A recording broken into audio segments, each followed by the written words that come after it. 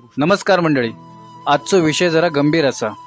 मंडळी, आपल्या आसपास बरेच अपघात होतात आणि अपघात झालेलो पेशंट जेव्हा हॉस्पिटलमध्ये घेऊन जातो तेव्हा डॉक्टर सांगतात हा इलाज होऊचो नाही, गोवा बांबोळे घेऊन जावा. बऱ्याच वेळा बांबोळे घेऊन जाता जाता वाटेतच तो पेशंट दगावता. मंडळी, 1 मे 1981 आपल्या सिंधुदुर्ग जिल्ह्याची निर्मिती झाली. म्हणजे जवळपास आपल्या जिल्ह्यात 43 वर्ष झाली. पण शर्मेची गोष्ट ही असा की अजूनही आपल्या जिल्ह्यात बांबोळीच्या लेवलचा एक हॉस्पिटल नाही. आतापर्यंत आमची हजारो माणसं अशीच वेळेवर बांबोळीत पोचाक नाही, वेळेवर इलाज होऊ नाही म्हणून आपणाक सोडून गेली. एखाद्या घरातली प्रमुख व्यक्ती जेव्हा अपघातात जाता तेव्हा ती एकटी व्यक्ती जात नाही, तर जाताना त्या कुटुंबाचा आनंद आधार सगळा घेऊन जाता. या दुःख ज्याचा जळता त्याकाच कळता. आमच्या गोयकरांचे आभार मानुचे तितके कमीच, पण अजून किती वर्ष आपण त्यांच्याच भरोश्यावर जगतलो.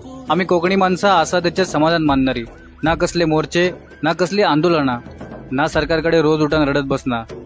येरे दिसा आणि भर्रे पोटा, कोणाच्या अध्यात ना मध्यात, ही आमची मानसिकता. आमच्या ह्याच मानसिकतेचा फायदो उठून कोकणी माणसाच्या तोंडात पाना फुसाचं काम आतापर्यंतच्या प्रत्येक सरकारान केलेला. अरे होय, आमच्या हातात काय काम धंदो नाही म्हणून आमची पोरा बोजा बिस्तर गुंडाळून मुंबई पुण्या गोव्याची वाट धरतात आणि पोटाची खळगी भरतात.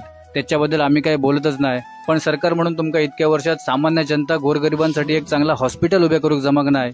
या कोकणी माणसाक अजून किती वर्ष असाच गृहीत धरतालात आणि स्वतःच्या हक्कासाठी माझं कोकणी मानवणी माणूस कधी जागो होतलो ह्या त्या परमेश्वराकच माहिती. अरे कोकणचो कॅलिफोर्निया वगैरे काय करूची गरज नाही. आधी हैसर गोया बांबोळी सारख्या हॉस्पिटलच बांधा, त्याची जास्त गरज आहे लोकांका. जमलाच तर हे व्हिडिओ शेअर करा आणि आपल्या कोकणी मालवणी माणसाची व्यथा सरकारपर्यंत पोचवा. धन्यवाद.